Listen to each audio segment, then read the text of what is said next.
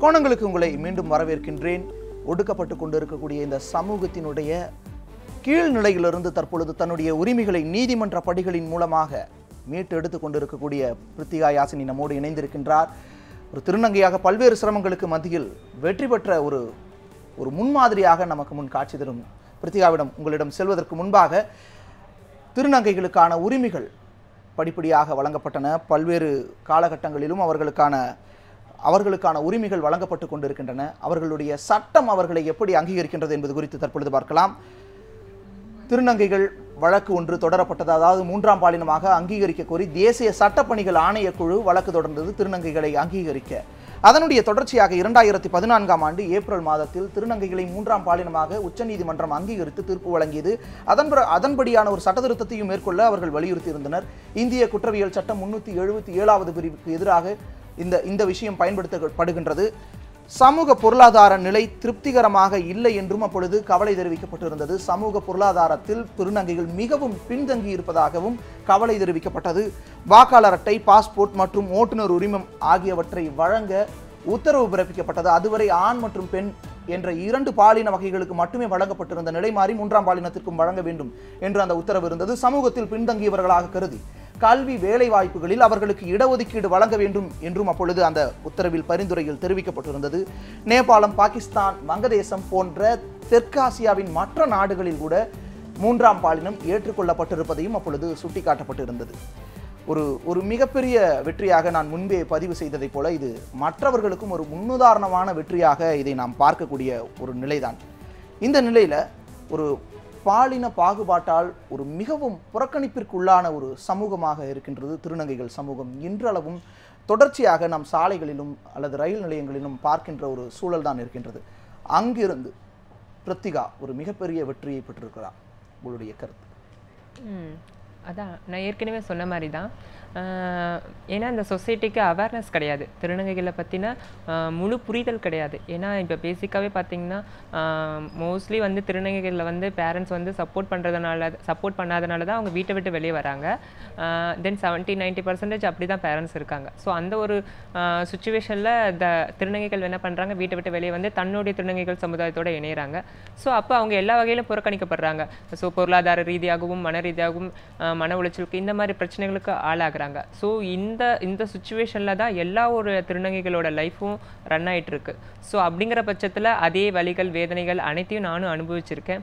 So அந்த வலிகள் வேதனைகளை எல்லாம் கடந்து இன்னைக்கு இந்த வாய்ப்பு கிடைச்சிருக்கு. எனக்கு மிகப்பெரிய ரொம்ப சந்தோஷமா இருக்கு. அந்த ஒரு சமூகத்தில் தான், அந்த வலிகளையும் வேதனைகளையும் தருகின்ற அந்த சமூகத்தில் தான் நீங்கள் இனிமேற்கொண்டும் பணியாற்ற இருக்கிறீர்கள். கண்டிப்பாக அங்கும் இது தொடரக்கூடிய வாய்ப்பு இருக்கின்றதா? அதை நீங்கள் எப்படி எதிர்கொள்ளப் போகிறீர்கள்? கண்டிப்பாக இது வரைக்கும் நிறைய பிரச்சனைகளை சந்திச்சாச்சு. ஸோ அதனால் இனிமேல் எனக்கு பிரச்சனைகள் வராதுன்னு நான் நினைக்கிறேன். எனக்கு கண்டிப்பாக சப்போர்ட்ஸ் நிறைய இருக்குன்னு நான் நினைக்கிறேன். அண்ட் தென் இதுக்கப்புறமும் எனக்கு பிரச்சனைகள் தொடர்ந்தாலும் பிரச்சனை இல்லை, அதவும் நான் ஃபேஸ் பண்ண தயாராக இருக்கேன். ஏன் கேட்டேன்னா, ஏற்கனவே திருநங்கைகள் பலரும் சில வேலைகளுக்கு சென்று அங்கு பணியாற்ற முடியாத சூழலுக்கு இன்னல்களுக்கு உள்ளாகி அவர்களாகவே வேலையை விட்டு செல்லக்கூடிய ஒரு நிலையும் நான் பார்த்திருக்கேன். கண்டிப்பாக அப்படியான நிலையில் தான் நீங்களும் பயணிக்க போகிறீர்கள். காரணம் இது அந்த மாதிரியான ஒரு சமூகம் என்றும் பட்சத்தில் நீங்கள் அதை எப்படி எதிர்கொள்ளப் போகிறீர்கள்? நிச்சயமாக. ஏன்னா இது வரைக்குமே நிறைய சவால்களை எதிர்த்து போராடி வந்திருக்கோம். அண்ட் தென் இப்போ வந்து நான் ஒரு பொறுப்பு மிக்க பணியில் உட்கார போகிறோங்கிற சுச்சுவேஷனில் நிச்சயமாகவே நிறைய சவால்களை எதிர்கொள்ள வேண்டி இருக்கும் எதிர்காலத்தில். அந்த சவால்களை அனைத்தும் எதிர்த்து போராடவும் அதை நேர்காணவும் தயாராக இருக்கிறேன். சட்டத்தை விடுங்கள், சமூகம் எப்படி இருக்கின்றது உங்களை பார்ப்பது? சமூகம் அதான் ஏற்கனவே சொன்ன மாதிரி தான்.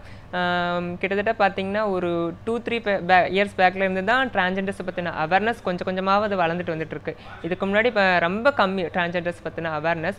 ஸோ இன்னமும் வந்து திருநங்கைகளுக்கு இந்த வீடு கிடைக்கிற பிரச்சனை இந்த கொஞ்சமாவது மாறிக்கிட்டு வர்றதா நீங்கள் உணர்றீங்களா? கண்டிப்பாக இப்போ முன்னாடி கம்பேர் பண்ணக்குள்ள இப்போ ஓரளவுக்கு மாறிட்டு வருது. ஆனால் அந்த மாற்றம் வந்து வெறும் 40% தான். இன்னும் 60% மேலே மாறணும்னு நான் நினைக்கிறேன். அதுதான் என்னோட ஆசையும் கூட. மாறணும்னு நினைக்கிறீங்க இந்த சமூகம்? எப்படி மாற வேண்டும்?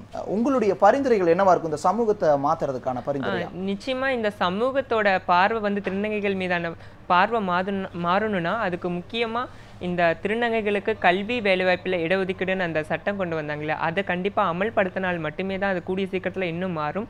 ஸோ அதற்கு ஒரு முதல் கட்டமான ஒரு ஆரம்பம் தான் எனக்கு இந்த கிடைச்சிருக்க இந்த வேலைவாய்ப்பு. ஸோ அதனால் அந்த வேலைவாய்ப்பு அந்த கல்வி மற்றும் வேலைவாய்ப்பில் இடஒதுக்கீடு கொண்டு வந்தாங்கன்னா நிச்சயமாக அந்த சமூகத்தோட பார்வை வந்து திருநங்கைகள் மீது மாறும். And then one more thing, parents வந்து தயவு செஞ்சு திருநங்கைகளை அவாய்ட் பண்ணாதீங்க. தயவு செஞ்சு அவங்களுக்கு சப்போர்ட் பண்ணுங்கள், என்கரேஜ் பண்ணுங்கள். அப்போ தான் அவங்களோட ஃப்யூச்சர் கண்டிப்பாக நல்லா இருக்கும். நிச்சயமா இடஒதுக்கீடு அப்படிங்கிற ஒரு விஷயம் உச்சநீதிமன்றத்தால் பரிந்துரை செய்யப்பட்ட ஒரு விஷயம், நீங்களும் தற்பொழுது குறிப்பிட்ட விஷயம். ஆனால் அந்த இடஒதுக்கீடுக்கு அடிப்படையாக இருக்கக்கூடியது எவ்வளவு பேர் இருக்கின்றார்கள் என்பது. திருநங்கைகளின் எண்ணிக்கை நாடளவில் எவ்வளவாக இருக்கின்றது? கடந்த 2014ஆம் ஆண்டின் அடிப்படையில் 2014ஆம் ஆண்டு ஏப்ரல் 15ஆம் தேதி ஒரு நாடளவிலான ஒரு மக்கள் தொகை கணக்கெடுப்பின் விவரங்கள் வெளியிடப்பட்டது. அதில் தான் இந்த திருநங்கைகளின் எண்ணிக்கை எவ்வளவு என்பது அறிவிக்கப்பட்டது. காரணம், 3ஆம் பாலினமாக அங்கீகரிக்க சட்ட திருத்தம் செய்ய உச்சநீதிமன்றம் உத்தரவு பிறப்பித்திருந்ததை நாம் ஏற்கனவே சுட்டிக்காட்டியது போல அதன் அடிப்படையில் தான் மக்கள் தொகை கணக்கெடுப்பில் முதன்முறையாக அப்பொழுதுதான் 2014ஆம் ஆண்டு மே மாதம் வெளியிடப்பட்டது திருநங்கைகளின் எண்ணிக்கை. அதில் இந்தியாவில் திருநங்கைகளின் எண்ணிக்கை 4.87 லட்சமாக இருப்பதாக சுட்டிக்காட்டப்பட்டது. 4.87 லட்சம் திருநங்கைகள் இந்தியாவில் இருக்கிறார்கள் என்று காட்டப்பட்டது. தமிழகத்தை பொறுத்தளவு திருநங்கைகளின் எண்ணிக்கை 22,364ஆக கடந்த ஆண்டு வெளியிடப்பட்ட மக்கள் தொகை கணக்கெடுப்பினுடைய அறிவிப்பில் இருந்தது. இதில் கிராமப்புறங்களில் உள்ள திருநங்கைகளின் எண்ணிக்கை 10,909 பேராகவும், நகர்ப்புறங்களில் உள்ள திருநங்கைகளின் எண்ணிக்கை 11,455ஆகவும். இதில் நாம் முக்கியமாக கருதக்கூடிய ஒரு விஷயம்னு பார்த்தா, நிச்சயமா நிறைய பேர் தங்களுடைய பாலினத்தையே தெரிவிச்சிருக்க மாட்டாங்க. காரணம், இந்த சமூக நெருக்கடி அப்படின்னு கூட சொல்லலாம். தற்பொழுது உயர்நீதிமன்றத்தின் தீர்ப்பில் கூட ஒரு விஷயம் சுட்டிக்காட்டப்பட்டுள்ளது. அதாவது திருநங்கைகளினுடைய சிரமத்தை, திருநங்கைகளினுடைய அந்த ஒரு சமத்துவமின்மையை மற்ற பாலினத்தவர்கள் புரிந்து கொள்ள முடியாத சூழ்நிலை இருக்கின்றது, புரிந்து கொள்ளாமல் இருக்கிறார்கள் என்று. நீங்கள் அதை கருதுகிறீர்களா? அந்த புரிந்து கொள்ளக்கூடிய சூழ்நிலையை உருவாக்க உங்களுடைய பரிந்துரை மீண்டும் நான் அதை வலியுறுத்தி கேட்கிறேன். கண்டிப்பாக. ஏன்னா அந்த புரிதல் தன்மைங்கிறது மிகவும் குறைவாக இருக்குது. ஏன்னா மோஸ்ட்லி பார்த்திங்கன்னா திருநங்கைகள் எல்லாருமே இந்த ஸ்லம் ஏரியாவில் தான் வசிச்சுட்டு வராங்க. ஸோ ஸ்லம் ஏரியாவில் இருக்க பீப்புள் தான் வந்து அந்த திருநங்கைகளோட உணர்வுகள், உணர்ச்சிகளை ஈஸியாக புரிஞ்சுக்கிறாங்களே தவிர, அந்த மேல்தட்டில் இருக்கிற மக்கள் அவ்வளோ ஈஸியாக வந்து திருநங்கைகள்கிட்ட பழகிறதில்ல. ஈஸியாக சோஷியாலிட்டியாக அவங்களுக்குள்ள பழகிறதில்ல. அவங்களோட உணர்வுகள், உணர்ச்சிகள் என்னன்னு, அதனால் அந்த மேல்தட்டில் இருக்கிற மக்களுக்கு அது போய் சேர மாட்டேங்குது. அது ஒரு மெயின் ரீசன். ஸோ அதை வந்து அதை கொண்டு வரணும்னா நிச்சயமாக அந்த கல்வி வேலைவாய்ப்புன்னு ஒரு இடஒதுக்கீடுன்னு ஒன்று கொண்டு வந்தால் தான் அந்த பார்வை மாறும். இடஒதுக்கீடு என்ற ஒன்று வேண்டும் அப்படிங்கிற ஒரு அடிப்படையான கோரிக்கையாக இருந்தாலும் எவ்வளவு அப்படிங்கிற ஒரு விஷயமும் இருக்கும். நிச்சயமா நீங்கள் எவ்வளவு எதிர்பார்க்குறீங்க இடஒதுக்கீடின் அடிப்படையில் இந்த சமூகத்தில் உங்களுடைய நிலையும் சமன்படுத்திக் கொள்ள? கண்டிப்பாக. ஆக்சுவலி அதில் 3% கொடுக்கணும்னு சொல்லி வந்திருக்கு அந்த சட்டத்தில். தென் இன்னொன்று, முறையான மக்கள் தொகை கணக்கெடுப்பு மாதிரி திருநங்கைகளை பற்றின கணக்கெடுப்பு முறையாக கிடையாது. ஏன்னா ஆல் ஓவர் தமிழ்நாட்டிலேயே குறிப்பிட்டதாக பார்த்தீங்கன்னா கிட்டத்தட்ட ஒரு டிஸ்ட்ரிக்ட் ஒரு 1000 பேர் கால்குலேட் பண்ணால் கூட ஒரு குறைஞ்சது மினிமம் ஒரு 30,000ஆவது இருப்பாங்க. ஸோ அந்த மக்கள் தொகை கணக்கெடுப்பு எடுத்து, அந்த திருநங்கைகளோட கணக்கெடுப்பு எடுத்து அதனோட வரிசையில் அதனோட விகிதத்தில் வந்து பர்சன்டேஜ் கொடுத்தா நல்லாயிருக்கும். எனினும் அரசினுடைய தற்போதைய முயற்சிகளை நீங்கள் எப்படி பார்க்குறீங்க? நிறைய விஷயங்களை செஞ்சுட்டு இருக்காங்க. வீடுகள் வழங்குது, நலவாரியம் அமைப்பதுன்னு பல்வேறு விஷயங்களை செய்கிறாங்க. அந்த முயற்சிகளை நீங்கள் எப்படி பார்க்குறீங்க? கண்டிப்பாக அது ரொம்ப வரவேற்கக்கூடிய விஷயம். ரொம்ப சப்போர்ட் பண்ணுறாங்க. ஏன்னா பேசிக் நீட்ஸு அவங்களுக்கு பொருளாதாரமும் அந்த வீடு தங்க வீடும், ஏன்னா தங்கிறதுக்கு வீடு இல்லாமல் தான் நிறைய திருநங்கைகள் இப்போ வரைக்கும் அவஸ்தைப்பட்டுட்டு இருக்காங்க, நிறைய பிரச்சனைகளை சந்திச்சுட்டு இருக்காங்க. ஸோ அந்த வகையில் இந்த வீடு வழங்குறது வந்து விஷயம் வந்து ரொம்பவே வரவேற்கக்கூடிய விஷயம். ஆனால் இன்னமும் இது சில இடங்களில் வந்து போய் சேராமல் இருக்குது, அது பெண்டிங்லேயே இருக்குது.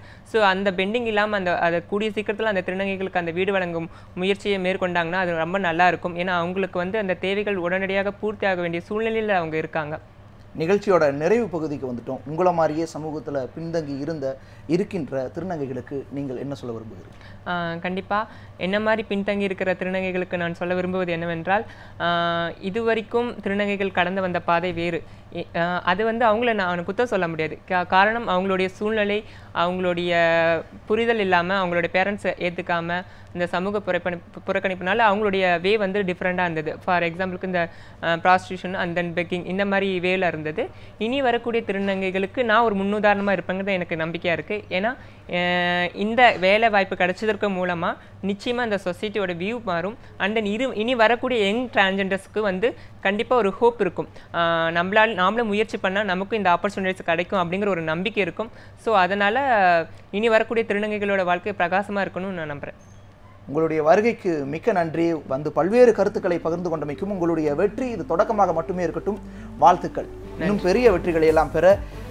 சமூக சமநிலை என்பதை பொறுத்தளவு எல்லோருமே சமமாக இருத்தல், அதில் பாலின விகிதமாகட்டும் அல்லது மற்ற பாகுபாடுகளாகட்டும் நிச்சயமாக இருக்கக்கூடாது. அந்த நிலையை நோக்கி மனிதநேயத்தை நிலைநாட்டட்டும். மற்றும் ஒரு கோணங்கள் நிகழ்ச்சியில் சந்திக்கலாம். வணக்கம்.